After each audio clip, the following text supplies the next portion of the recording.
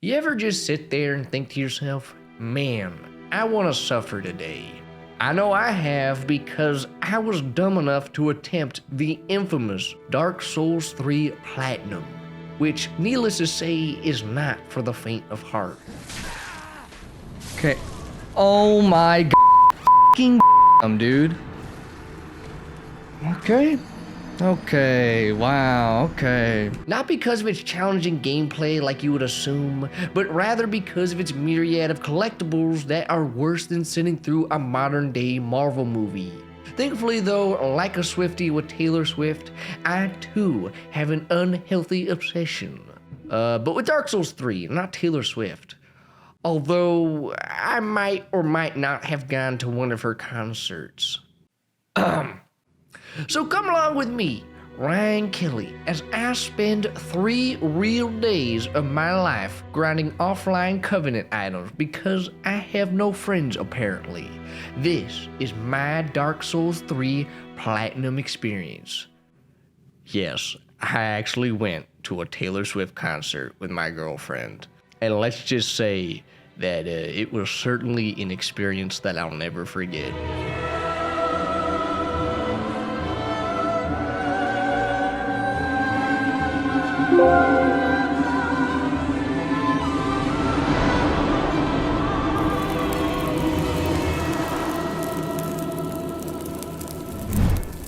Whether it's speedrunning the game or completing a Soul Level 1 playthrough, I just can't get enough of Dark Souls 3. Yes!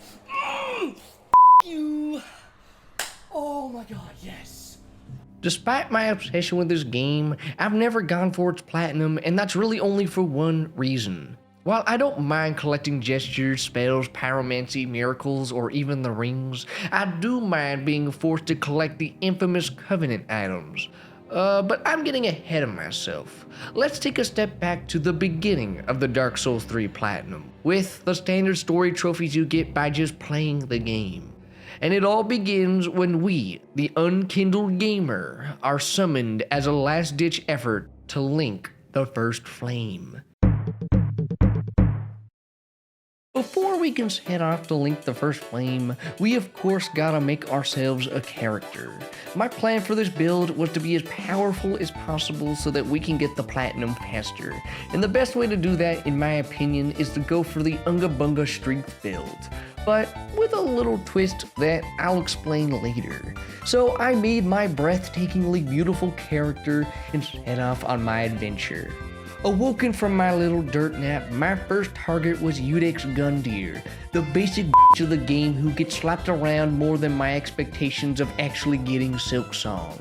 So I obviously had no issues with euthanizing Gundyr for the millionth time, getting our first 2 trophies of the game for beating Gundyr and for becoming Embered. Oh, I also got this trophy for sitting at a bonfire. And with Gundyr defeated, we now have access to the hub area of the game, the Firelink Shrine, where you can do all sorts of wacky things. But more importantly, we can start working on leveling our character by, well... Then touch the darkness within me. I mean, if I must, am I right, gamer? And would you look at that? We've arrived at the High Wall of Lothric in pursuit of Vort of the Boreal Valley, the first real boss of the game. Or should I say the first real simp of the game, because I melted his health bar faster than I lost interest in Lords of the Fallen. Although, and I can't even believe I'm saying this, the same can't be said for the next boss, the Curse-Rotted Great Wood. Okay, no, this is, we can actually die if, yep, like that, like a fucking idiot, dude. I rolled, you gotta be kidding me. Off. How did that didn't even touch me? Yes, I actually died to this poor excuse of a boss multiple times. But after being humbled into oblivion, I beat the sucker. You are literally just 1 hit away, so. Are you serious? Oh, it's dead, okay. I was like, are you serious right now? All right, cool. I wish that I could say that things were smooth sailing from here on out, but no. Things only got worse for me when I was forced to encounter something truly horrible. What the is it doing? Just ran away. Dude, it got its health back? Are you serious? Yes, I unfortunately had to fight these crabs because one of them drops a ring I need. So I spent, and I'm not kidding, the next 30 minutes losing my mind. Dead. Oh my gosh, I think this is it. You think I'm letting you run away? No way that just happened. No way that just happened. Oh my god, I almost had it. You. You. I never want to see you again. Give me the ring. You. Wow, that was awful. Now that I've devolved into a caveman-like state of rage, it's only fitting that I become a caveman. So I got myself a weapon befitting of such a title. An even bigger club than the one that I already had. And with the power of my massive club and my unga bunga strength, I was unstoppable. Or at least that's what I like to tell myself. With my newly found strength quite literally in hand, I was nearly ready to take down the first real gatekeeper of Dark Souls 3. I just had to take out the trash first. So I made my way to the Slytherin wannabe, the Crystal Sage, who proved that there's no amount of intelligence that can stop the power of raw, primitive strength, and a severe concussion. Then I made my way to the Deacons of the Deep, who were most definitely in deep trouble, because like everything else I've encountered so far, the Deacons are also apparently very susceptible to big clubs. But in all fairness, the Deacons are pretty much susceptible to any form of attack. Now that all the trash had been taken out, we're finally ready for our first Lord Ascender, the Abyss Watchers, who really should have watched their step because I beat them back into the Abyss before they even had the chance to explain that this pun isn't lore accurate. With the Abyss Watchers 6 feet under, we go underground to the catacombs of Karthus, where all things spooky scary reside. Well, except for the actual boss of the area, Wolnir, who's more pathetic than the She-Hulk show, falling into a terminal state of unaliveness after destroying his favorite bracelets.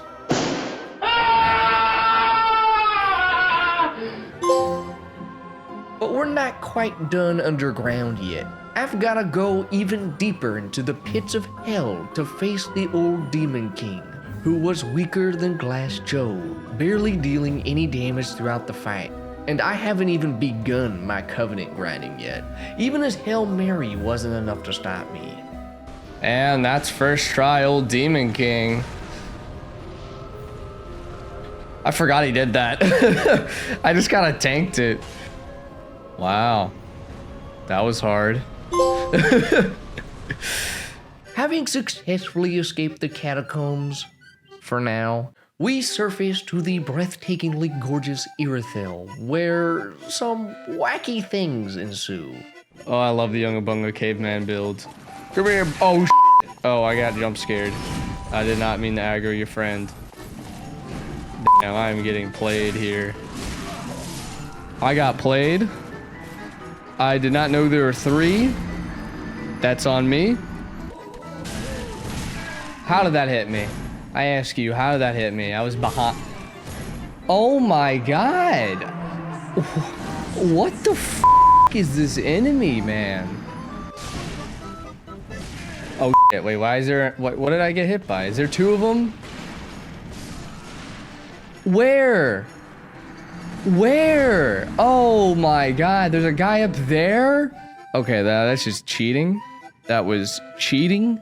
But I do eventually make my way through the trenches of Irithyll to the legend himself, Pontiff Sullivan, who, let's just say, might have humbled me a little bit.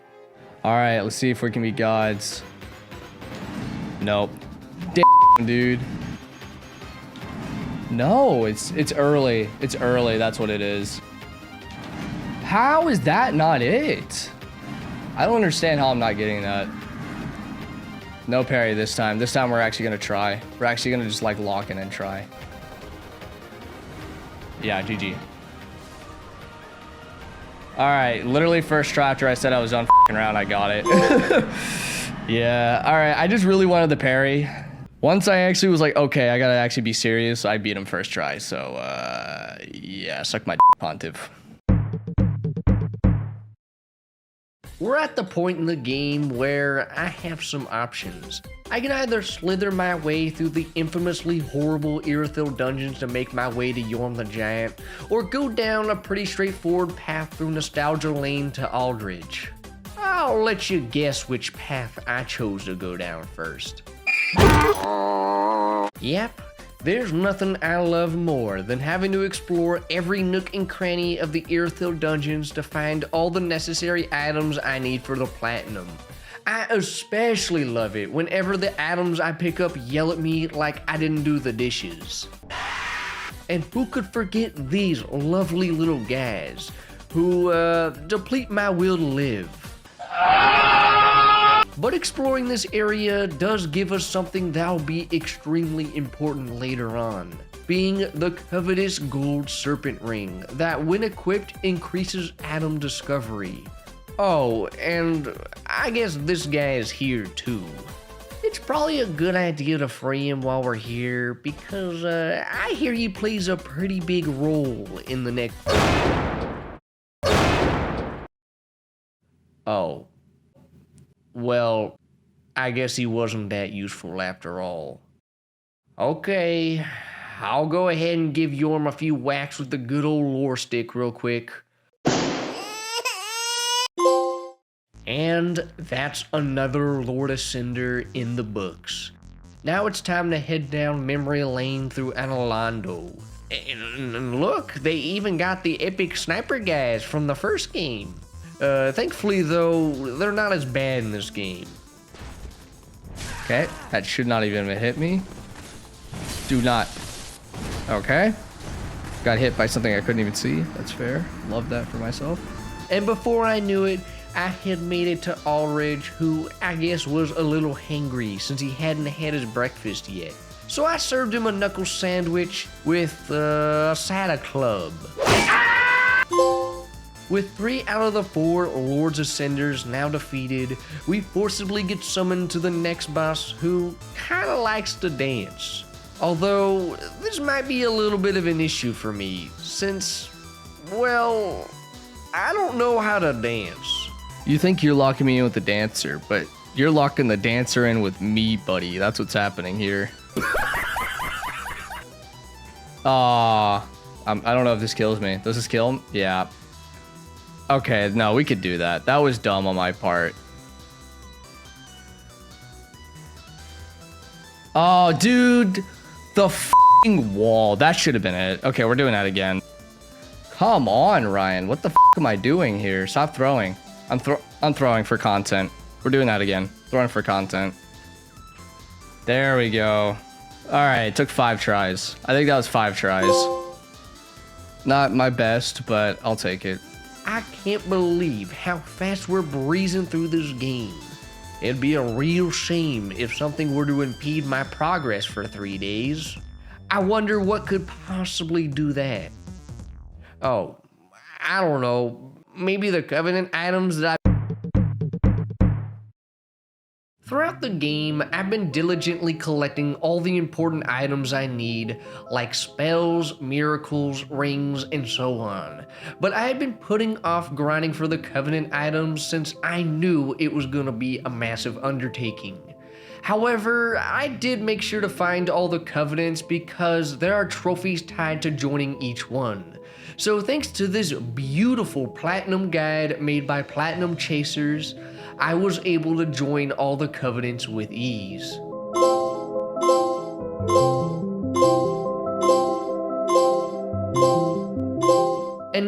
had beaten the dancer, I finally had access to all the Covenant farming spots and knew that it was finally time to start the hellish grind. In case you don't know why I'm grinding for these Covenant items to begin with, let me explain.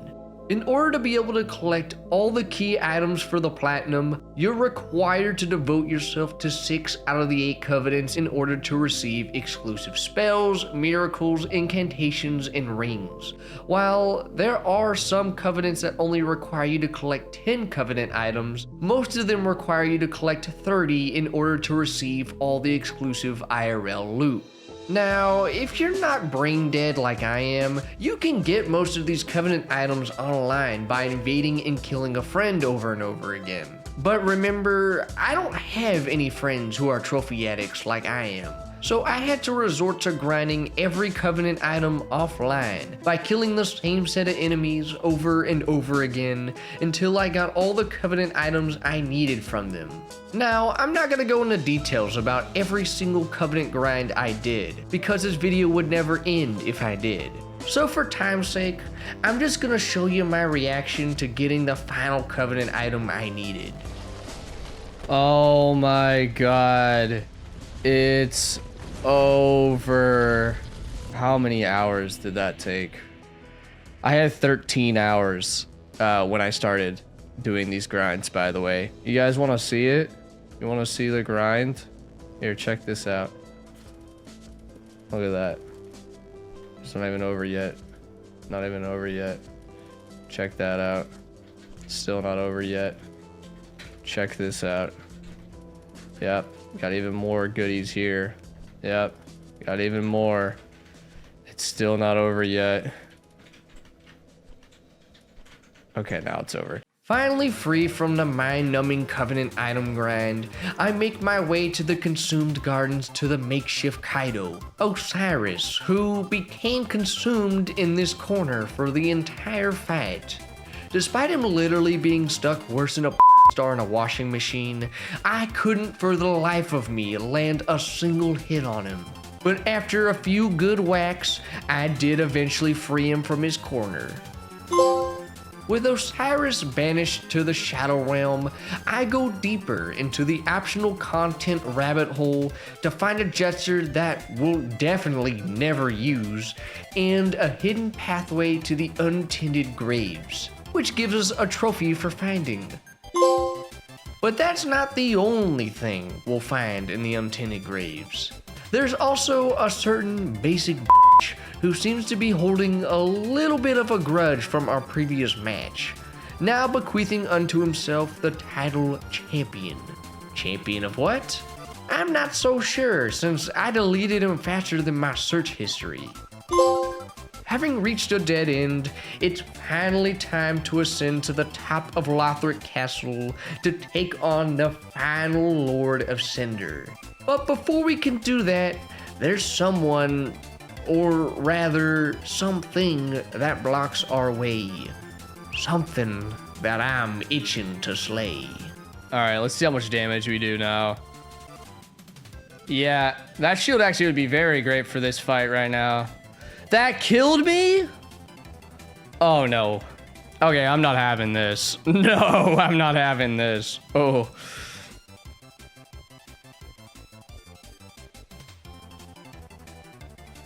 Oh my god, stop.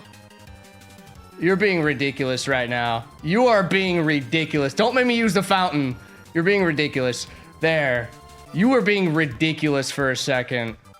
All right, third try? Was that third try? I think that was third try. Now that I had beaten Dragon Slayer armor, it was finally time to digivolve to the next level and complete my build. If you've been paying attention to my gameplay so far, then you probably already know what build I'm going for. But if you haven't noticed yet, I'm not just going for a strength build. I'm going for the even more powerful lightning strength build. That's right, Behind the scenes, I've been pumping levels into not only strength, but also faith, so that when I eventually defeated Dragon Slayer armor, I could use his weapon and become even more powerful than I already was. So with this newly acquired power in hand, I made my way up to the top of Lothric Castle to face the final Lord Ascender, the younger Lothric Prince, who was no match for my electric performance and was shocked to death by my overwhelming strength.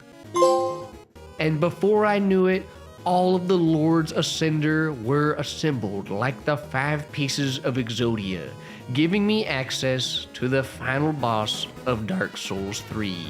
But before I can lobotomize the final boss, there's some cleanup I need to do. For starters, I completely maxed out my Estus flasks by collecting all of the Estus shards, as well as maxed out the Firelink Shrine bonfire by collecting all the bone shards. Then I got a little freaky with Andre and not only infused a bunch of swords together for the Master of Infusion trophy, but also maxed out my weapon for the Supreme Weapon Reinforcement trophy. And as I was doing all this cleanup, I remembered that I actually had acquired this rather useless gesture called the Path to the Dragon. So just for funsies, I tried it out next to this little guy. And to my surprise, I was sent to a magical land called Archdragon Peak, where I was rewarded with this trophy.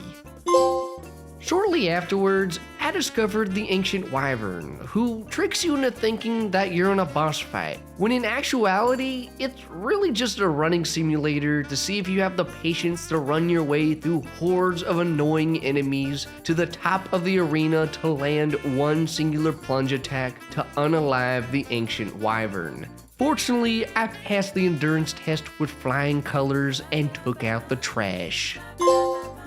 Okay, I think that covers everything in Archdragon Peak. Yep, definitely not skipping anything important here. And with all that cleanup done, it's finally time to take on the final boss of Dark Souls 3, the Soul of Cinder. But with a little twist.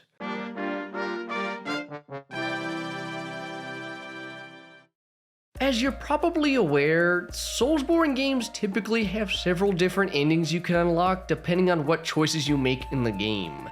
And one of these endings requires you to do something a little different from other Souls games. Something that I normally never do. Okay. So we have to summon Yuria for this fight. Against my will, but we need to for the ending. And we gotta keep her alive. Maybe I should have made a backup save. Whatever. It's fine. We've already committed.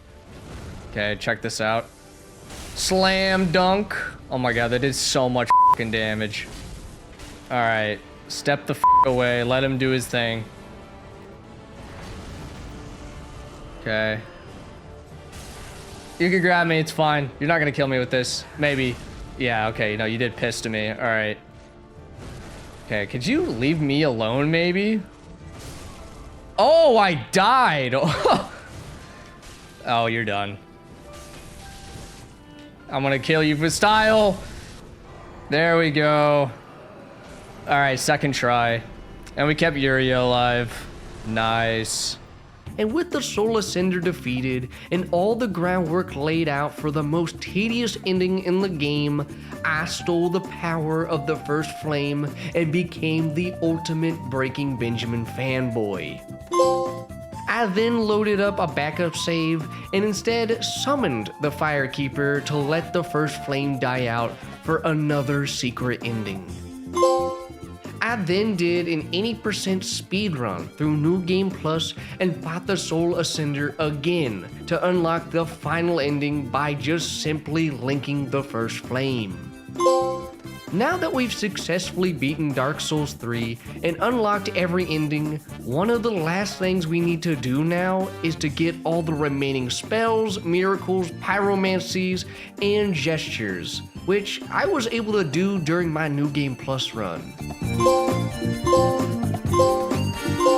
However, the same can't be said for the rings. Unlike everything else, aside from some boss pyromancies, there are exclusive rings that can only be found in New Game Plus and New Game Plus Plus, making this trophy especially tedious since it's the only reason we have to do a New Game Plus Plus playthrough at all. So I made my way through New Game Plus Plus and collected all of the rings except for one final ring. An exclusive New Game Plus Plus ring that happens to be protected by one of the most infamous bosses in Dark Souls 3. All right, it is January 23rd, 2024, and we have one more ring that is in the way of the platinum. We have to beat the Nameless King, and when we beat the Nameless King, we'll get access to the final ring of the game, which will give us the platinum for Dark Souls 3, which is my first Dark Souls platinum. All right, how fast do you think the bird's gonna melt though? Because I'm pretty sure the bird's weak to lightning. Not a good start. Not a good start on my part. Oh my god, Jesus. Look at that damage though. Look at that damage though. Holy shit. I love fighting the camera. I love fighting the camera though. There's the riposte. Okay, he should be dead. This should kill him. I think this, yeah, that kills him. Okay. Okay. That was lucky that the sweaty run back didn't... Oh, wow. Riposte already is crazy, actually. Are we skipping first phase here? Oh my god, riposte number 2 is crazy right now. First try. Let's go! First try! Damn. Oh, man. I thought that was gonna be hard. The moment of truth. When we get this ring, this will pop the All Rings achievement, and this will give me the Dark Souls 3 Platinum. It's time to get the Dark Souls 3 Platinum.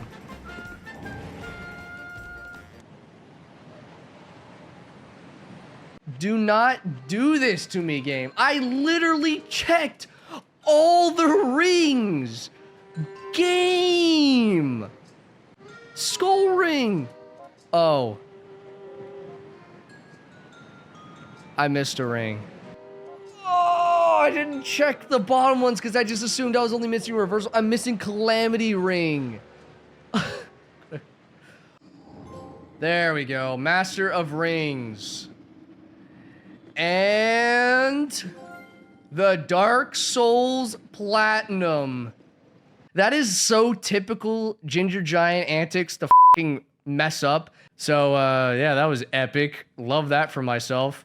Thank y'all so much for watching the video. If you enjoyed it, then please make sure to do all the cringy YouTubers say to do, like liking the video and subscribing. Now, at some point in the future, I will be platinuming both the Dark Souls Remastered and Dark Souls 2 Scholar of the First Sin. I'm not sure when I'll be doing this since I'm still recovering from the Dark Souls 3 grind, but nonetheless, it will happen. But for now, I have my hands full with an insurmountable platinum. One that I'll have to climb my way through. Get it? Because my next platinum is